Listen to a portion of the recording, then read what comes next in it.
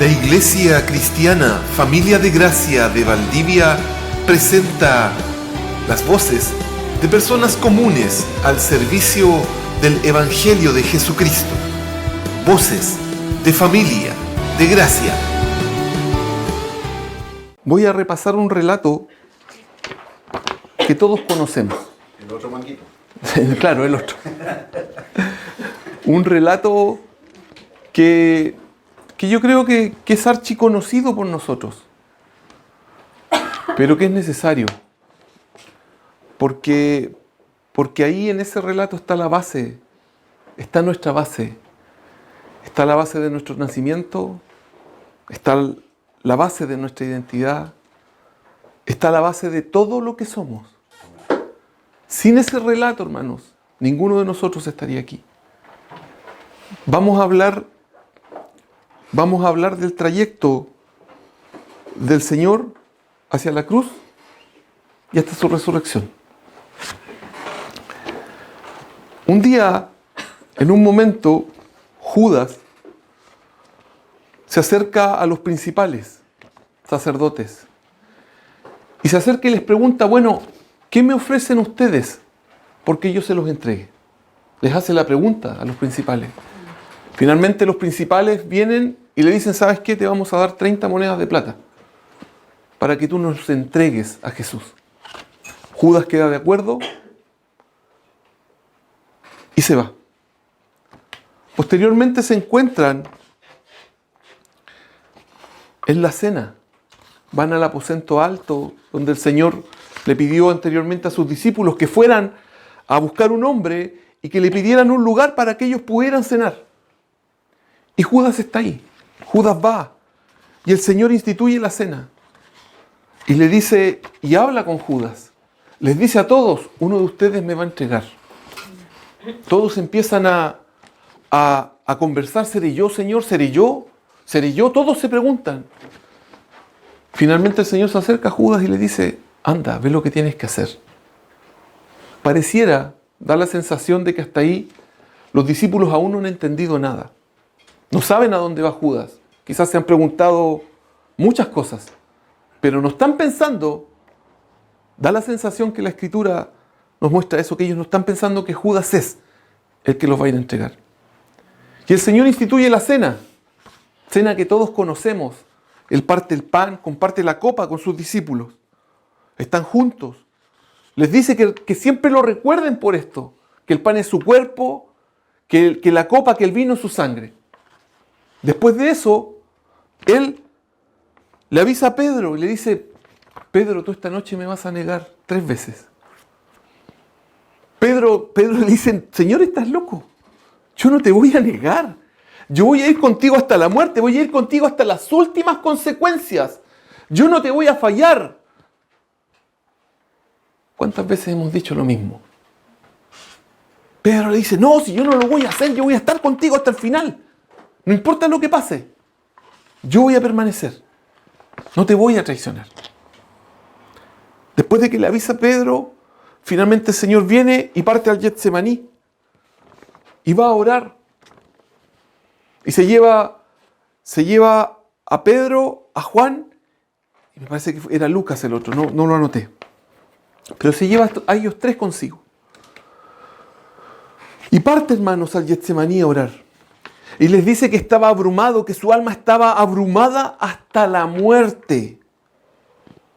Hermanos, hasta la muerte. Yo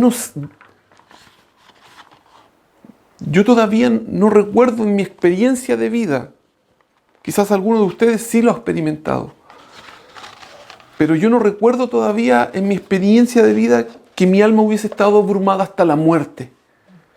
He estado muy triste, he pasado por situaciones dificilísimas para mí, hermanos.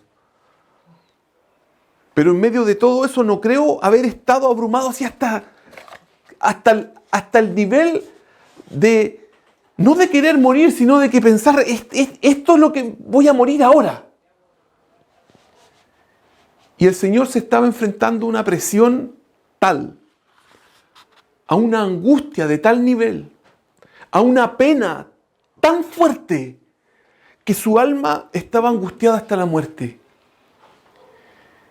Y él hizo uso de la misma herramienta que nos ha dado a nosotros. Hizo uso de la misma herramienta, de la mejor herramienta que él y que los redimidos tenemos para situaciones como esa y para situaciones no tan fuertes como esa. La oración. Se apartó y fue a orar. Y estaba angustiado. La Escritura dice que era tanta su angustia que derramaba gotas de sangre. Sabía lo que se iba a tener que enfrentar, hermanos. Él tenía plena claridad de que iba a tener que enfrentarse, hermanos, no sé, los latigazos, los azotes, los insultos, el desprecio, la traición, los golpes no eran nada comparado al hecho de que iba a tener que enfrentarse a la ira del Dios Todopoderoso. Él iba a tener que enfrentarse a la ira del Padre. Hermanos amados, él iba a tener que experimentar por primera vez en su vida y por primera vez en la historia de la humanidad algo que no había experimentado nunca. Se iba a hacer pecado. Iba a experimentar en su cuerpo lo que significaba ser pecado. Nunca jamás lo había experimentado. Él conoce cómo era la ira de Dios. De hecho, la Escritura dice que Él, que es Jesucristo, el que pisa el lagar del fuego, del furor de Dios. Y está angustiadísimo, hermanos. Y está ahí, y está orando. Y se levanta y va donde los discípulos, los busca. Y los discípulos están ahí, están durmiendo. Y les dice, oye, ¿no son capaces de velar una hora conmigo? Los discípulos como que reaccionan, como que se paran. Y Él parte nuevamente a clamar al Padre. Otra vez los discípulos se quedan dormidos, se vuelve a levantar el Señor, va con ellos y les dice, oye, tienen que tener fe, tienen que estar despiertos, no pueden dormirse. La carne es débil, pero el espíritu está dispuesto. Y va y vuelve a orar. Y finalmente, hermanos, se para de ese lugar total y absolutamente fortalecido. Se para, hermanos. La Escritura dice que Él se enfrentó a la cruz por el gozo puesto delante de Él. Hermanos, estaba angustiado hasta la muerte, desesperado. Y después de la tercera oración, se para totalmente fortalecido por el gozo puesto delante de Él. Amados hermanos, el gozo puesto delante de Él era que iba a cumplir la voluntad de Dios. Por favor, saquémonos de la cabeza si es que usted cree, si es que usted piensa que es usted, que soy yo el gozo puesto delante de Él. Hermanos, nosotros somos un apéndice de todo lo que se iba a producir, que hemos sido beneficiados. Pero el Señor Jesucristo dijo, yo no he venido a hacer mi voluntad, he venido a hacer la voluntad del que me envió. Y en ese instante se estaba encontrando en un momento sumamente difícil de algo que iba a tener que hacer. Y el Señor, el Padre, lo fortalece. Y está dispuesto a ir hasta las últimas consecuencias a la cruz, porque sabía y entendía que estaba cumpliendo cabalidad la voluntad del Padre, que estaba haciendo todo lo que Él estaba demandando, que estaba cumpliendo cada paso, cada profecía, cada cosa que Dios había dispuesto, Él la iba a cumplir. Y se levantó y se acerca a los discípulos y les dice, vamos, que se acerca el que me entrega. Venía Judas, se venía Judas acercando y Judas venía con una turba de gente. Gente que venía con palos y que venía con espadas. Judas va, se acerca a él, le besa en la mejilla, porque esa era la señal de cómo lo iba a entregar. Le besa en la mejilla, lo entrega y toda la gente está ahí. Y de repente uno de sus discípulos sale corriendo, toma una espada y le corta un oído, una oreja, a uno de los discípulos del sumo sacerdote. El Señor reacciona y parte para allá y le dice, oye, va y ora por la oreja de ese discípulo. La oreja vuelve a salir, vuelve a crecer y le dice, oye, ¿tú crees? Le responde, el Señor le habla al discípulo que había cortado la oreja. ¿Tú crees que yo no podría pedir 12 legiones de ángeles ahora en este instante que vinieran a defenderme? ¿Tú realmente crees que yo no podría hacer eso? Pero no lo voy a hacer. porque yo tengo que cumplir las Escrituras. Todo lo que está escrito se tiene que cumplir y así tiene que hacerse, así es como tiene que ocurrir. Finalmente, después de eso, todos los discípulos que estaban con él en ese instante arrancaron, se fueron, dejaron al Señor solo. Y él solo se tiene que enfrentar a esta turba. Lo toman. Y cuando está ahí, el Señor reprende a sus captores, les dice, oye, todos los días estuve con ustedes, todos los días les enseñé, todos los días les exhorté, todos los días les hablé y nunca me tomaron. Y aquí me vienen a buscar un montón de gente, estando yo solo, me vienen a tomar preso. Lo toman, se lo llevan. Y se lo llevan a la casa del sumo sacerdote Caifás. Caifás no estaba solo, hermanos. Caifás estaba reunido con los escribas y con los ancianos. Hermanos, yo no sé de qué tamaño era la turba de gente que apresó a Jesús, pero no creo que haya sido una turba pequeña, porque eran todos unos cobardes. No me voy a tirar, supongamos que eran 100 personas, quizá era mucho más. Pero ya él venía apresado por 100 personas, apretujado, que lo iban tirando y lo llevan ante el sacerdote. Y el sacerdote está con los ancianos y está con los escribas, está con el Sanedrín. Hermanos, el Señor estaba solo frente a un gran grupo de gente. Y ese gran grupo de gente, todos lo querían acusar. Hermanos, el Señor no estaba haciendo una exposición, no estaba como yo aquí, ustedes me están escuchando. Ninguno me quiere pegar, espero. Pero no estaba haciendo una exposición, hermanos. A él se lo llevaban a la fuerza, lo querían matar, ese era el objetivo. Y no es que estaba frente a un sicario, frente a un tipo, era un montón de gente que estaba transmitiéndole odio, le estaba transmitiendo desprecio, lo querían asesinar, hermanos, lo querían matar. Y Jesús se enfrenta a eso. Y empezaron a llamar a testigos, todos testigos falsos. Y resulta que no pudieron encontrar nada para acusarlo al Señor. No pudieron encontrar nada. Y en un momento, el sumo sacerdote se puso en pie y le preguntó, ¿acaso no respondes nada a todos los que testifican en contra tuya? Y Jesús guardaba silencio, no respondía. No decía absolutamente nada. Y el sumo sacerdote, dice la Escritura, lo conjuró por el Dios viviente a responder si él era el Cristo, el Hijo de Dios. Le estaban preguntando una pregunta para la cual el Señor sabía la respuesta y la tenía. Y ya lo había dicho no una vez, ya antes lo había proclamado varias veces. Y Jesús le dice, tú lo has dicho. Y el sumo sacerdote se indignó, hermanos. Se indignó y rasgó sus vestiduras.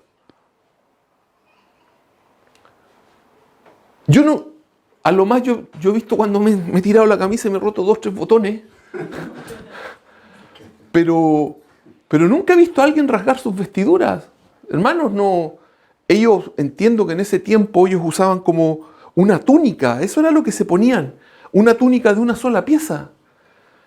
Imagínense la rabia, imagínense el odio, imagínense el desprecio, el furor con que el sumo sacerdote tuvo que haber reaccionado para haber pescado esa túnica y haberla rajado así, pero la rasgó. Dice que rasgó sus vestiduras así. Y gritó él vino y le gritó a la audiencia, le gritó a toda la gente que estaba ahí: ha blasfemado. ¿Qué necesidad tenemos de más testigos? No hay ninguna necesidad. Acaba de blasfemar. Ha dicho que es el Hijo del Dios viviente, que es el Cristo. Cosa que era cierta. Pero para el sumo sacerdote, Jesús estaba blasfemando y estaba mintiendo. Todo el resto, hermanos, por favor, pónganse en la posición Supongamos que eran 200 personas, no sé cuánta gente era, pero no creo que era menos que eso. Pónganse en la posición que usted está aquí. Ya hay 200 personas, ni siquiera estás sentado, estás de pie frente a un montón de gente y gente te rodea, estás solo. Y 200 personas te están diciendo, es reo de muerte, merece que lo maten. Pero son 200 personas al nivel de la voz que yo hice y quizás más fuerte. Y estás solo, tú estás solo. Y ahí está el Señor solo, enfrentándose a sus acusadores. Lo empiezan a insultar, hermanos. Le empiezan a dar de puñetazos, lo empiezan a bofetear, le arrancan la barba. Le dicen, profetiza que te golpeó. ¿Y saben por qué le dicen profetiza? Porque el Señor no pudo distinguir los golpes. Era tanta gente que les aseguro que el Señor lo estaban golpeando por acá, por abajo, por arriba. Estamos hablando de una turba de gente que no se contuvo. No les interesaba contenerse, querían matarlo. Ya habían declarado, mátenlo, es reo de muerte. Profetiza quien te golpeó, burlándose de él. Esto ocurre en la noche, hermanos. Esto está ocurriendo en la noche. 12 de la noche, 1 de la madrugada. Y el Señor pasa en esa situación toda la noche. Porque en la mañana el sumo sacerdote toma a Jesús con los ancianos y el Sanedrín y se lo llevan al gobernador. Ya le han sacado la mugre, hermanos. Ya el Señor tristemente ha sido golpeado mucho. Ya lo han golpeado, lo han insultado, lo han escupido, le han quitado la barba, se la han sacado, se la han arrancado, hermanos, sin ninguna misericordia. Lo llevan ante Pilatos. Le ataron para llevarlo. El Señor ya se había entregado, hermanos. Ya le habían sacado la mugre, pero a pesar de eso, pescan y le atan las manos para llevárselo. No sé si lo ataron así, me imagino que tal vez lo ataron así y lo iban tironeando. Lo iban tironeando hasta donde Pilatos. Y el objetivo del sumo sacerdote, de los ancianos del Sanedrín, el objetivo era muy claro, hermanos. Era lograr que el gobernador lo condenara a muerte. Eso era lo que ellos querían, que el gobernador lo condenara a muerte. Y Jesús viene y llega, lo llevan ahí y se tiene que enfrentar al interrogatorio de Pilato. Pilato viene y le preguntó, ¿eres tú el rey de los judíos? Y Jesús lo único que le dijo le dijo lo mismo que le dijo al sumo sacerdote. Tú lo dices. Pilato, tratando en su ignorancia, en su humanidad, en su incapacidad, tratando de, no sé realmente si tratando de ayudar al Señor, pero tratando de hacerle ver, y le decía, ¿no ves de todas las cosas que te acusan? ¿Por qué guardas silencio? ¿Por qué no te defiendes? ¿Por qué no dices nada? Mira a tus acusadores, mira todo lo que están diciendo de ti. Y el Señor guardaba silencio. No le respondió nada. Justamente, hermanos, ese día era un día de fiesta. Y el gobernador tenía la costumbre de que en ese día se liberaba a un reo. Los gobernadores de Roma, ese día de fiesta, liberaban un reo. Y resulta que había un reo, hermanos, muy famoso. Barrabás. Un hombre culpable. Un hombre malo, hermanos. Malo. ¿Cómo se llama el que tomaron ayer? Lucho Plátano. Ya. Barrabás era un terrorista de la época. Era un maldito. Por algo estaba preso. Por algo los romanos lo habían, a pesar de que los romanos eran total y absolutamente totalitarios en sus cosas, pero el tipo estaba por una razón muy clara allí preso. y era famoso en medio de Israel. Y yo creo que Pilato pensó y dijo, si les ofrezco a Barrabás, obviamente van a querer a Jesús. Si este tipo todo lo que ha hecho merece que esté condenado, ¿por qué van a preferir a Barrabás por sobre Jesús? Y Pilato viene y les pregunta, ¿a quién quieren que les suelte? ¿A Barrabás o a este que se hace llamar el Cristo? Y el sumo sacerdote empezó a incentivar a todo el mundo a que gritaran, ¡Barrabás! ¡Barrabás! ¡Barrabás! Justo estaba en esta discusión Pilato, justo estaba en esta situación, cuando la esposa de Pilato viene y no sé si es ella o manda un mensajero, ya no lo recuerdo, pero van y le dicen a Pilato que ella había sufrido mucho en sueños a causa de este justo, a causa de Jesús, que no interfiriera en esto, que no se metiera en esta cuestión. Y Pilato intentó de alguna forma acallar a los judíos, trató de convencerlos de que no liberaran a Barrabás. Pero sin embargo, el pueblo ya estaba total y absolutamente fuera de sí. ¡A Barrabás! ¡A Barrabás! ¡A Barrabás! El culpable por el inocente.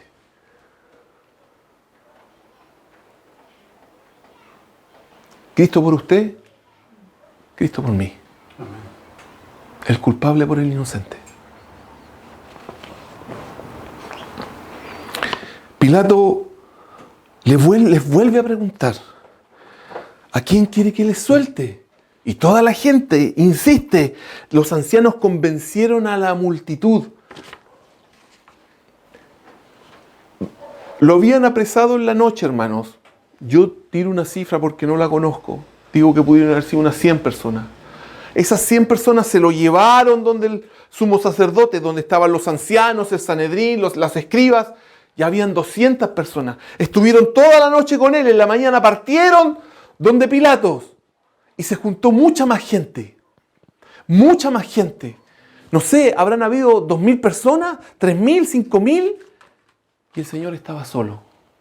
Sus discípulos no estaban, se habían ido, se habían arrancado. Lo dejaron totalmente solo. Y el Señor se enfrenta a esta multitud. Se enfrentó a los hombres gritando en su contra. Se enfrentó a los hombres insultándolos. Se enfrentó a los hombres despreciándolos. Se enfrentó a la humanidad valientemente. Por el gozo puesto delante de él, sufrió la cruz. Les pregunta Pilato, bueno, ¿qué voy a hacer con Jesús? Si ustedes quieren que suelte a Barrabás, ¿qué hago con él? Y de inmediato, a una sola voz, ¡crucifícale! ¡Crucifícale! ¡Crucifícale! ¡Crucifícale! 2.000 personas gritando, ¡crucifícale! ¡Crucifícale! La peor condena que un hombre podía recibir. Morir crucificado. Tener una muerte lenta, dolorosa, angustiante. En donde la respiración te va faltando. Donde no hay posición que puedas estar en que estés cómodo. No es lo mismo morir de un balazo, hermanos, que morir crucificado. Te vas muriendo de a poco, vas sufriendo, tu musculatura se va desgarrando, hermanos. Porque tu propio peso te va tirando hacia adelante, sí o sí. No tienes punto de apoyo, tienes un punto de apoyo chiquitito para los pies. No puedes mantenerte derecho, nosotros estamos aquí sobre el piso, pero el Señor iba a estar en una posición horrorosa. Los mismos romanos decían que era despreciable que un romano lo mataran crucificado. Y el Señor se iba a tener que enfrentar a eso. Y el pueblo gritaba, ¡crucifícale! ¡Crucifícale! Pilato se ve en la situación y él cree que sencillamente lavándose las manos, viene y se declara, soy inocente de la sangre de este justo. Y el pueblo judío, hermanos, gritó una declaración que los persigue hasta hoy. El pueblo judío hizo una declaración terrible. No pensaron, no midieron. Su sangre sea sobre nosotros y sobre nuestros hijos. Eso es lo que gritó el pueblo cuando al Señor lo iban a crucificar, declarando que todo lo que pasaba ahí, ellos eran culpables.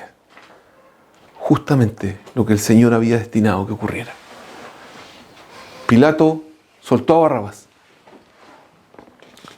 Después que suelta a Barrabás, toma a Jesús y lo azota. Lo azotó ahí enfrente de todo el mundo. Creo que ya hemos hablado acerca del flagelo, un taxilato, un romano más grande, otro romano más bajito, con estos látigos con puntas de acero y con puntas de hueso, que el objetivo era ablandar la carne y desgarrar. ¿Por qué uno más alto y otro más pequeño? Porque la idea era que todo el cuerpo quedara desgarrado de manera pareja. ¡Qué terrible! Que todo su cuerpo, el torso hacia arriba, el torso hacia abajo, todo desgarrado. Después que lo azota, el soldado y el gobernador llevan a Jesús al pretorio, que era una zona en donde solamente estaban los soldados, y llamó a toda la compañía. Hermanos, Jesús ya se había enfrentado a la multitud, pero la multitud estaba ya detrás de una reja, había tenido que enfrentarse, ¿no es cierto?, a los judíos que lo habían apresado, había tenido que enfrentarse al Sanedrín, ya lo habían golpeado, después se enfrenta a la multitud, todo el desprecio, todos los insultos, está ahí, después de eso lo cambian por un culpable, posteriormente Pilato manda que lo azoten, ya el Señor está cansado, su cuerpo está ensangrentado, hermanos, está con su piel desgarrada, hecha jirones. Y Pilato lo toma y los soldados y se lo llevan al pretorio. Y llaman a toda la compañía, dice la Escritura. La compañía, hermanos, eran como 500 u 800 soldados. Hermanos, soldados, ya no gente. No ciudadanos comunes. Hombres preparados para la guerra, cuerpo a cuerpo. Hombres preparados para destruir a otro. Hombres preparados en tortura, hombres preparados en desprecio. El desprecio que tenían esos hombres por la vida era, pero pasaban matando si eran soldados romanos. Y los llamó a todos. Y al Señor le pusieron una capa escarlata, le pusieron una corona de espinas y le pasaron un báculo, le pasaron una caña. Y se empezaron a burlar de él. Se empezaron a burlar de él. ¡Salve, rey de los judíos! Todos los tipos riéndose. Lo insultaban. Le quitaron la caña y le empezaron a pegar con la caña en la corona. Para que las espinas se enterrasen y sufriera más dolor. Hermanos, nos estamos acercando a las 11 de la mañana en Israel. ¿Cuánto calor hacía esa hora? No tengo idea. Pero Israel es desierto. ¿Por qué les digo esto? La sangre después de un rato se empieza a secar. Cuando se te empieza a secar y le pusieron un manto, hermanos. Ese manto se le tuvo que haber pegado de alguna forma a las heridas. Y ahí estaba el Señor con la corona, le estaban dando.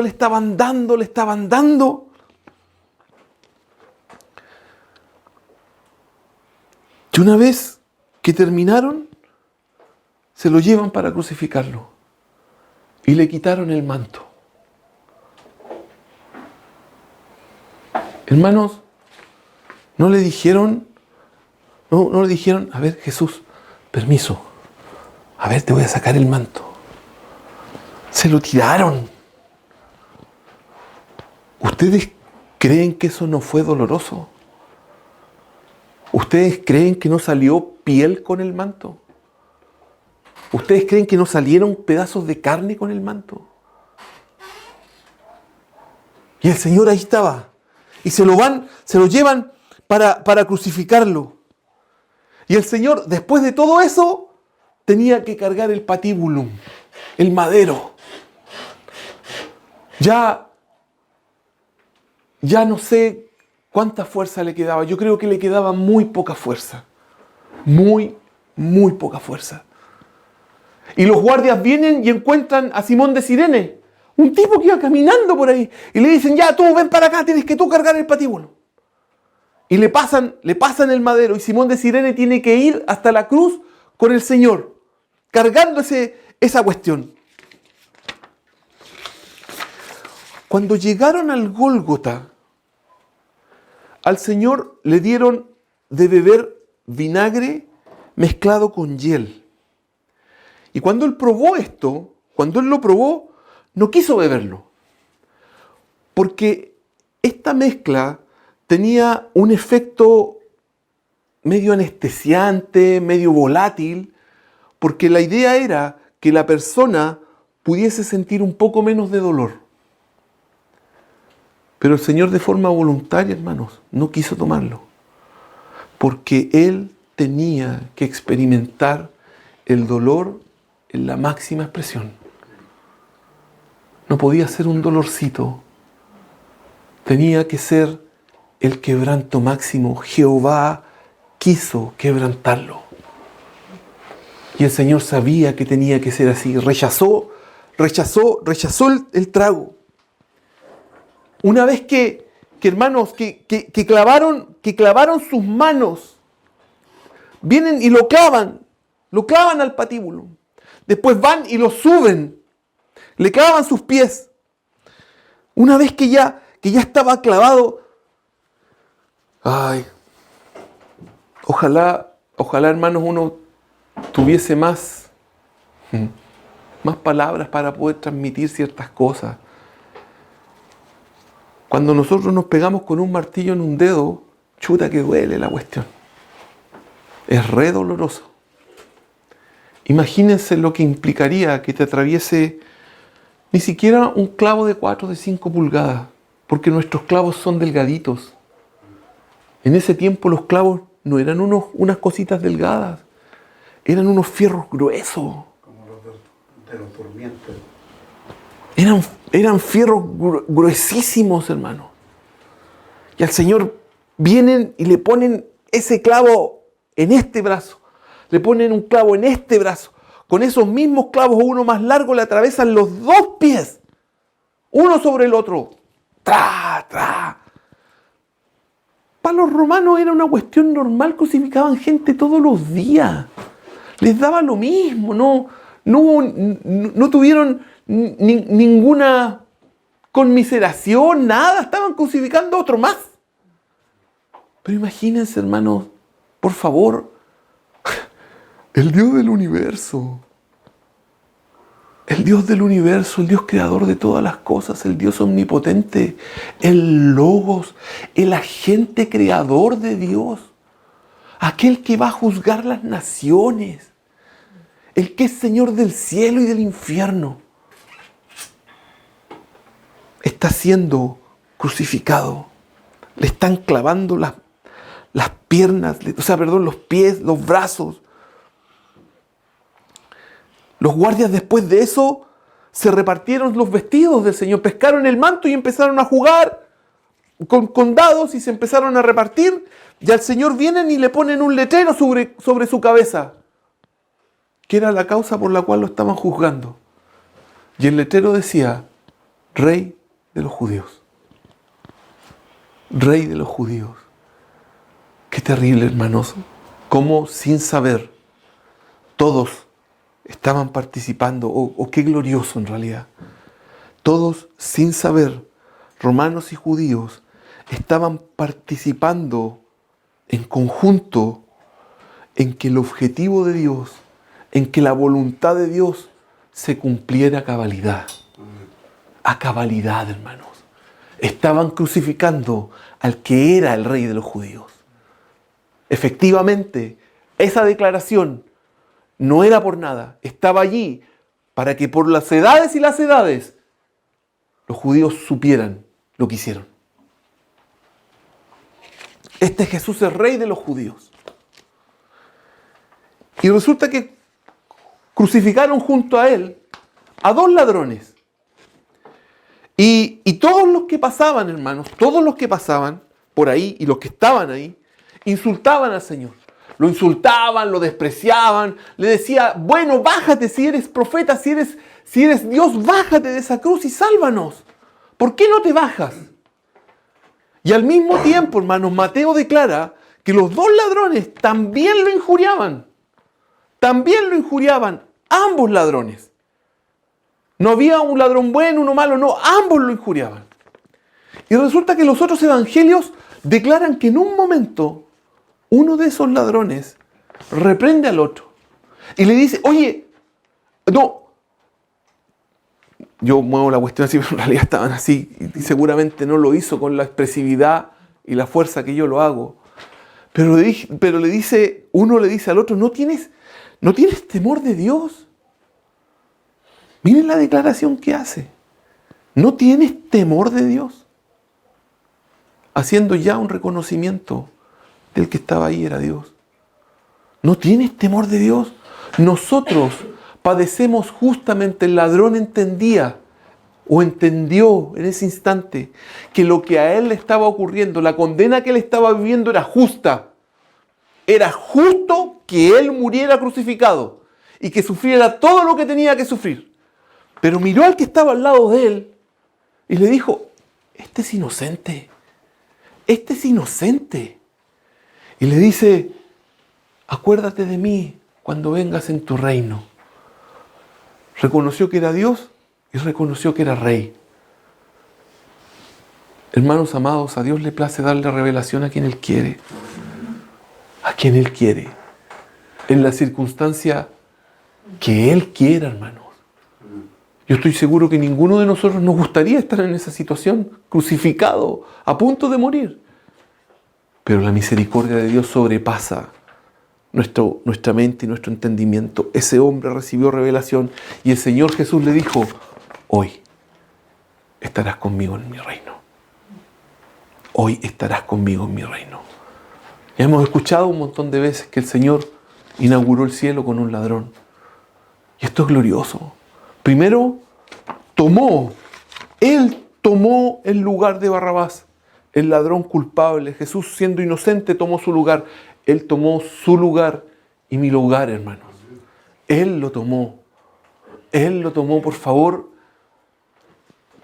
Que esto no se nos olvide nunca. Y que nunca lo normalicemos. Que nunca lo normalicemos. Que nunca normalicemos lo extraordinario que es que el Dios de los cielos hubiese tomado el lugar que me correspondía a mí. Yo era el que tenía que morir crucificado. Yo era el que tenía que sufrir los azotes. Yo era el que tenía que enfrentar la ira de Dios. Era sobre mí que tenía que la ira de Dios caer y ser derramada.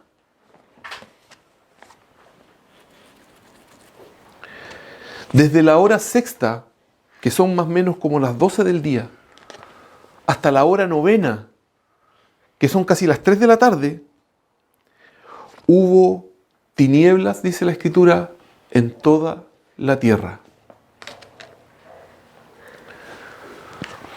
Hermanos, yo no conozco Israel. Yo he visto algunas fotos. He visto algunas fotos de Jerusalén. Y por lo visto, en la zona de Jerusalén, insisto con lo que les decía anteriormente, es muy desértica.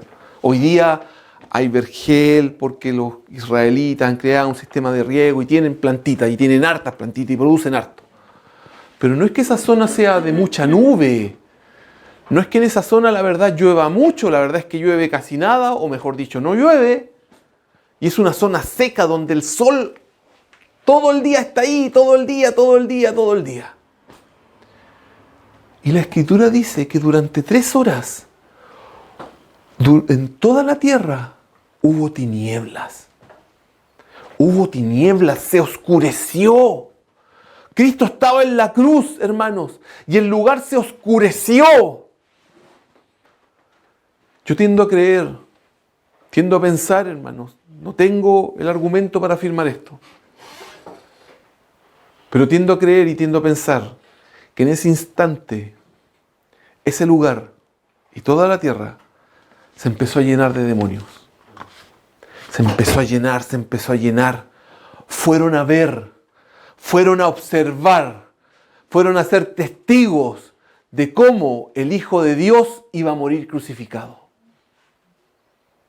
El lugar se oscureció, fue una tiniebla densa, muy densa. Y Cristo se está enfrentando a esto.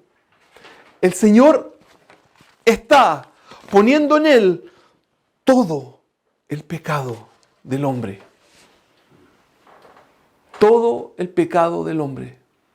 Hermanos, nosotros hoy día somos redimidos, ¿no es cierto? Pero de repente cuando estamos paviando, estamos pajareando, tristemente y mal hecho, pecamos.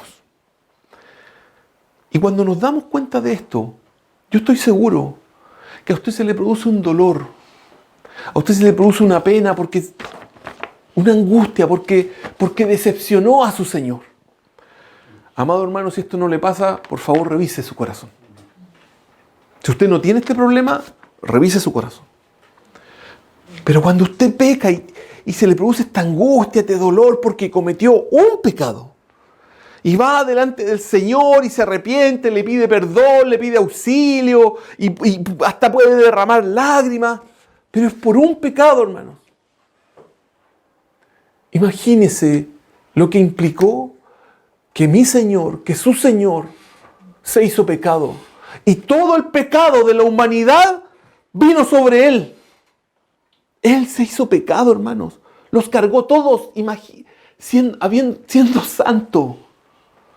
Siendo santo, iba a tener que cargar con todo el pecado y ahí estaba. Y el lugar estaba hecho tiniebla, estaba todo oscuro, estaban todos los demonios riéndose, burlándose del Señor.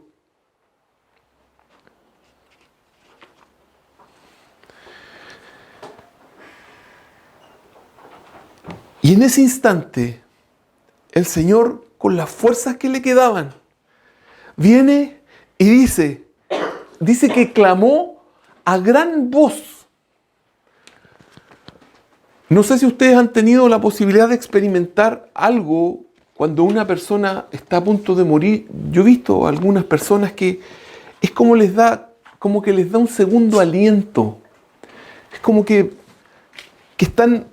saben que van a morir y por alguna razón es como que esa persona como que tiene un pequeño tiempo de lucidez y se puede despedir de sus familiares y como que puede hablar mejor. Son etapas muy cortas porque esa persona ya está a punto de morir.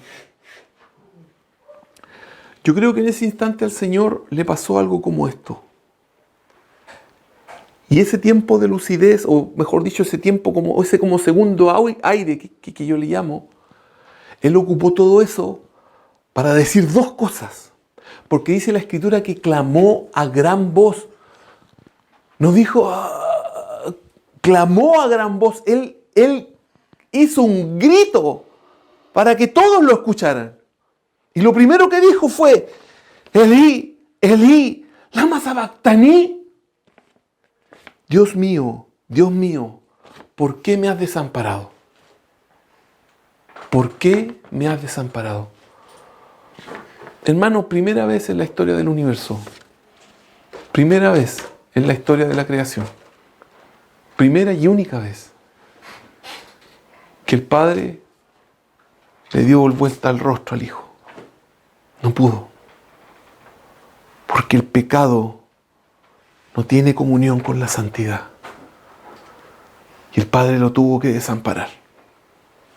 Porque el Señor Jesucristo estaba 100% siendo el pecado de la humanidad. Los que estaban cerca, cuando escucharon este grito, decían, está llamando a Elías. Y uno de los que estaba allí, salió corriendo y fue y empapó una esponja con vinagre y la puso en una caña y pescó la caña y partió y se acercó a Jesús para darle este vinagre. Y la Escritura dice que Jesús bebió, ahora era vinagre, no era vinagre con hiel, solamente era vinagre. Dice que Jesús bebió y por segunda vez clamó a gran voz, otra vez, un segundo grito con la última fuerza que le quedaba y gritó: consumado es, tetelestai. Está todo listo. No hay nada más que hacer. No hay absolutamente nada más que hacer. He cumplido con todo lo que tú, Padre mío, has demandado. He hecho todo lo que tú necesitabas que se hiciera. Todas las demandas que tú tenías, yo las cumplí. Las demandas de justicia, las demandas de santidad, todas esas demandas yo las cumplí. No pequé, me he convertido en pecado.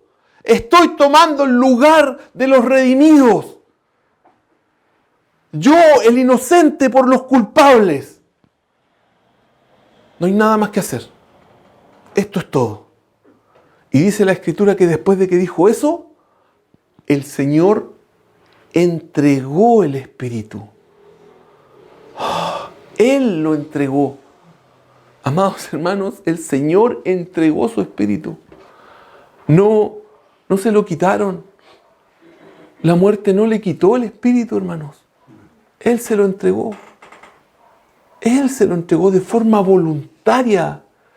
Cristo murió. Y mientras estaba ocurriendo esto, hermanos, el Señor, amado hermano, anuló el acta de los decretos que había contra nosotros, que nos era contraria. Esta acta, hermanos, estaba en medio entre Dios y nosotros. Y Él anuló el acta, la tomó y la quitó de en medio y la clavó en la cruz. Él tomó el acta y Él la clavó en la cruz. Y despojando a los principados y las potestades, los exhibió públicamente, triunfando sobre ellos en la cruz. Los demonios, las potestades, los principados, en ese instante, cuando Jesús dijo, consumado es, se dieron cuenta de que estaban perdidos. En ese instante se dieron cuenta de que los habían exhibido públicamente, los habían mandado a buscar, hermanos.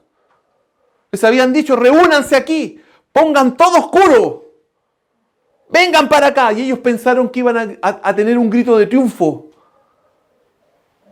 Y el Señor, una vez que dice, consumado es, ellos fueron exhibidos y se vieron totalmente acorralados. Habían perdido, hermanos. No sé qué otro término usar. Habían sido derrotados. Habían sido derrotados. Habían sido derrotados por el Señor. En ese instante, cuando el Señor dice tetelestai y entrega su espíritu, el velo del templo, el velo que separaba el lugar santo del lugar santísimo, se rasgó. Se rasgó de arriba a abajo. Dice que la tierra también tembló. Yo no sé la composición del velo, hermanos. Yo he escuchado a algunos estudiosos que dicen que el velo tenía una composición de cuero de vaca, que era muy grueso, que ningún hombre hubiese podido desde abajo hacia arriba rajarlo sin herramientas. Y resulta que el velo se rasgó de arriba hacia abajo y se abrió. Y resulta que ya no hubo más separación entre el lugar santo y el lugar santísimo. Se terminó la separación. Ya cualquiera podía ingresar al lugar santísimo. Hermanos, esto era impensado en Israel. Por favor, pónganse en la posición. Era impensado que siquiera la gente viera el lugar santísimo. Que ni siquiera pensaba, o sea, nadie lo había visto jamás. Sabían de los dibujos, pero nadie lo había visto más que el sumo sacerdote. Nadie podía entrar a ese lugar. Y de repente, imagínense lo que significó que el velo se rasgara y que ya cualquiera ya podían verlo. Miren, ese es el lugar santísimo, ya, mira lo que tiene, ya. Se había terminado la separación con la muerte de Cristo. El mismo Dios había rasgado este velo. También se abrieron los sepulcros. Muchos sepulcros en Jerusalén se abrieron y resucitó mucha gente, no poca, hermanos.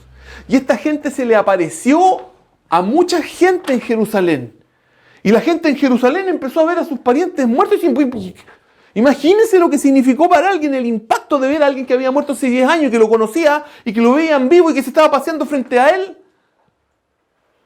Después que Cristo muere, esto pasó. La gente quedó impactada. Hermanos, es imposible que la gente no hubiera quedado impactada con esto. El centurión, cuando el Señor entrega el Espíritu, el centurión viene y le atravesó una lanza por el costado. Le atravesó la lanza y salió sangre y agua. Y de repente al centurión y los que estaban con él les entró un temor terrible. Dijeron, realmente este era el Hijo de Dios. Este era el Hijo de Dios. Ellos habían, como eran soldados, ellos habían tenido que estar ahí, hermanos. Habían visto las tinieblas, habían visto todo lo que estaba ocurriendo, habían visto cómo la tierra había temblado. De repente miran al que se está por morir y se manda los dos medios gritos. O sea, ¿cómo? ¿De dónde sacó fuerza para mandar esos gritos? Y lo que dijo, tetelestai consumado es, ¿qué quiso decir? Imagínense todas las preguntas que tenían esos romanos ahí. No entendían nada. Pero reconocieron y dijeron, realmente este es el Hijo de Dios, ¿de verdad que lo es? Y después de esto, hermanos,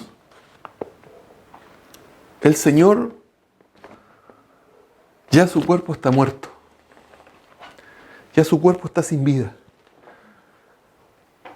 Pero nuestro Señor viene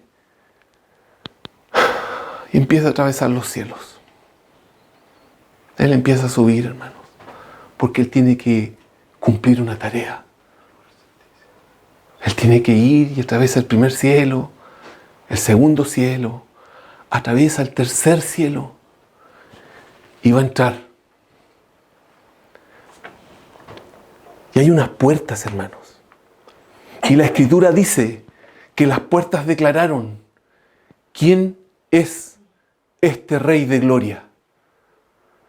Las puertas, a mí me da la sensación de que no reconocieron quién era el que estaba entrando. Porque por primera vez en la historia del universo, amados hermanos, iba entrando un hombre perfecto al cielo. Por primera vez en la historia del universo, el segundo Adán iba ingresando y las puertas se le tenían que abrir. Y esas puertas se abrieron. Y nuestro Señor Jesucristo entró y comenzó a caminar y se empezó a acercar a ese lugar santísimo, no hecho de manos. Y Él iba con algo, hermanos. Él iba con un recipiente, porque Él tenía que presentar su sangre. Y iba con ese recipiente y iba a entrar al lugar santísimo, a la presencia misma de Dios. Amados hermanos, yo no sé, pero yo creo que en el cielo se tuvo que haber producido entre un silencio abrumador, una algarabía estremecedora, porque los ángeles estaban viendo algo, estaban siendo testigos de algo que no había ocurrido jamás, hermanos. Jamás, jamás. El sumo sacerdote que nos convenía, dice la Escritura, venía entrando con su propia sangre y se la venía a presentar al Padre ante el verdadero santuario. Él llevaba su sangre con el sacrificio perfecto. El sacrificio perfecto que Dios siempre demandó. Y el único que lo podía ofrecer era Él mismo. Y tomó su sangre y se la presentó al Padre. Se presentaba como el sumo sacerdote, insisto, que nos convenía, santo, inocente, sin mancha, apartado de los pecadores y hecho más sublime que los cielos, dice la Escritura. Nos abrió un camino para que los redimidos pudiésemos presentarnos delante de Dios sin ninguna restricción. Amén. Amados hermanos, sin ninguna restricción. Sin ninguna restricción. Antes de que el Señor no presentase su sangre, antes de que Él no fuese, antes de que Él no muriese, antes de la obra de la cruz, no cualquiera se podía presentar delante de Dios, hermanos. No cualquiera se podía presentar delante de Dios. Por favor, amados hermanos, atesórenlo en su corazón. Pero no cualquiera se podría presentar. Y hoy día usted y yo nos podemos presentar delante de Él sin ningún problema. Sin ningún problema, sin ninguna restricción. Por lo que Él hizo, porque Él se presentó primero. Él fue el precursor de este reino de sacerdotes.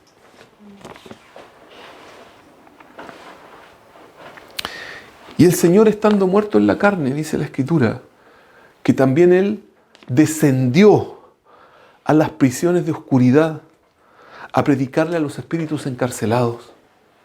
Él fue a darle testimonio a estos espíritus de todo lo que había ocurrido, porque ellos no tenían idea de qué es lo que estaba pasando.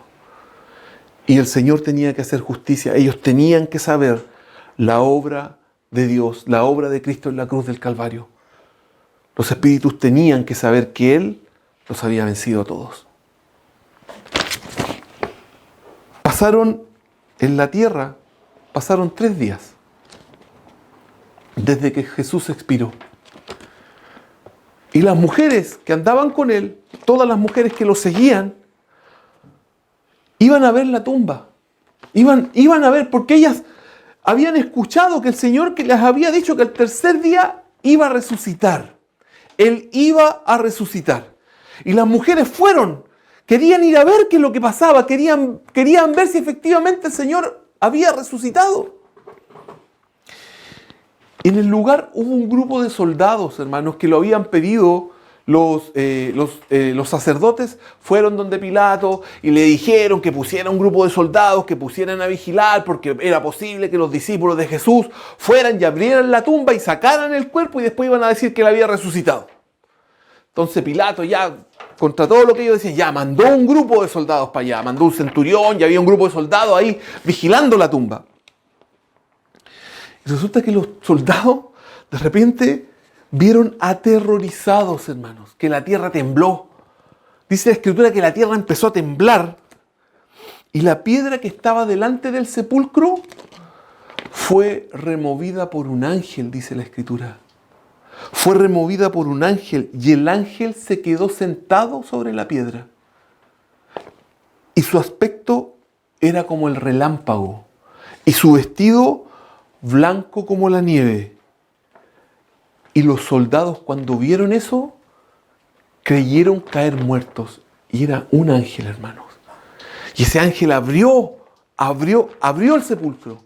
Y les dijo a las mujeres, porque las mujeres llegaron corriendo, y les dijo a las mujeres que no tuvieran temor. Él sabía que buscaban a Jesús, el que fue crucificado.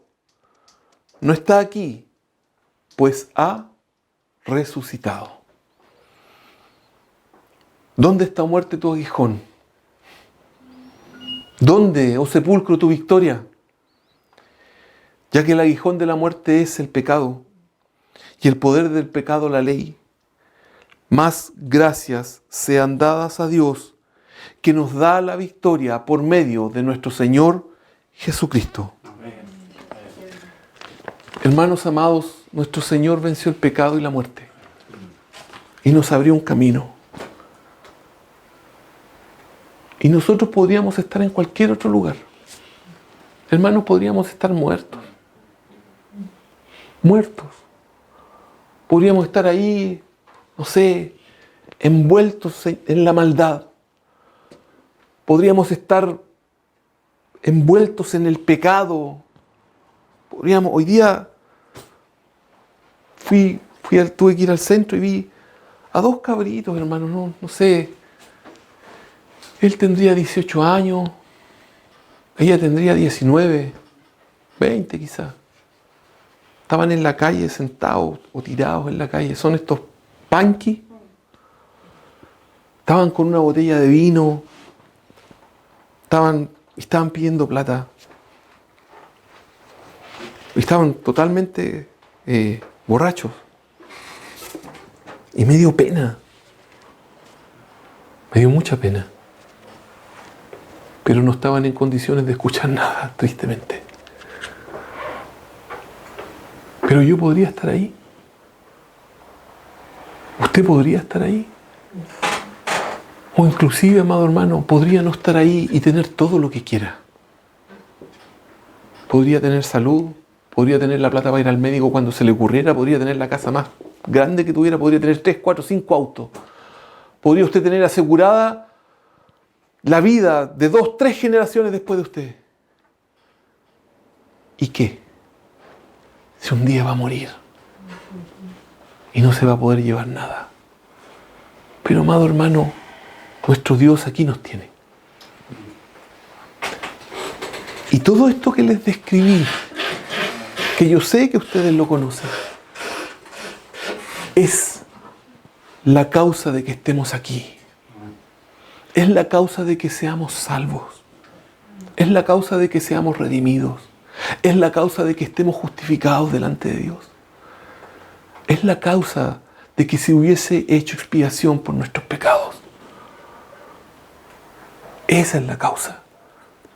No somos nosotros, no soy yo, no es usted, no es mi capacidad, no es mi entendimiento, no es que yo sé más que usted, no es mi esfuerzo, no es que yo oro más, no es que yo leo más.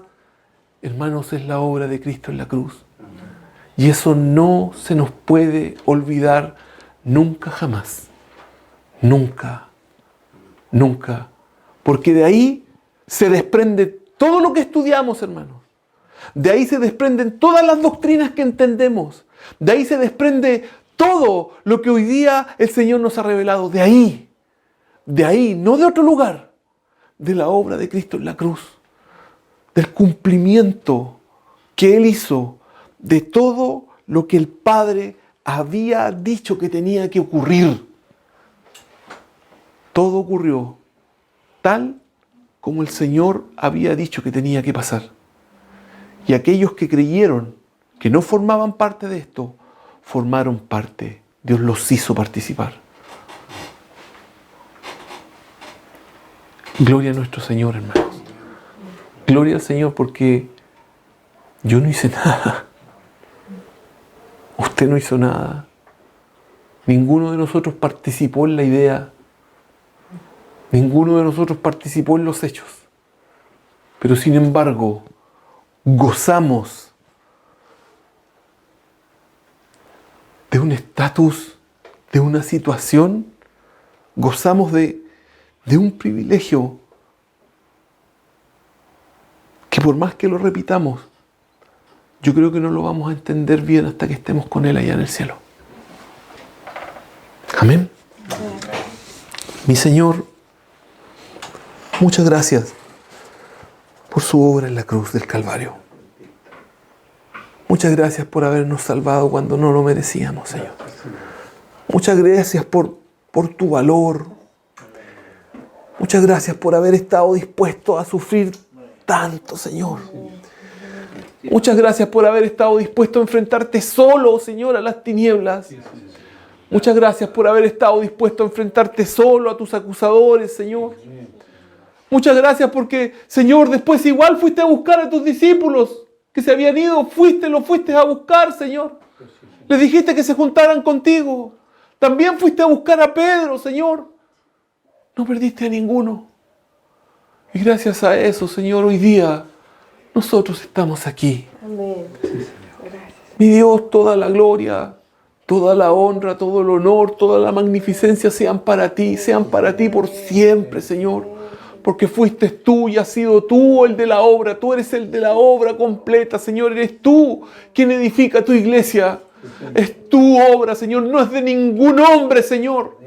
De nadie, de absolutamente nadie, Señor. Tú pones y sacas reyes, dice la Escritura. Tú pones y sacas hombres, pones y sacas, Señor. La obra es tuya, oh Dios. Bendito, Señor. Te alabamos, te adoramos, te exaltamos. Que cada día, Señor, que cada día recordemos y te agradezcamos, Señor, siempre tu obra en la cruz del Calvario. Amén. Amén. En el nombre de Cristo Jesús, Señor. Amén. Desde la Iglesia Cristiana Familia de Gracia en Valdivia, Chile, has escuchado Voces de Familia de Gracia.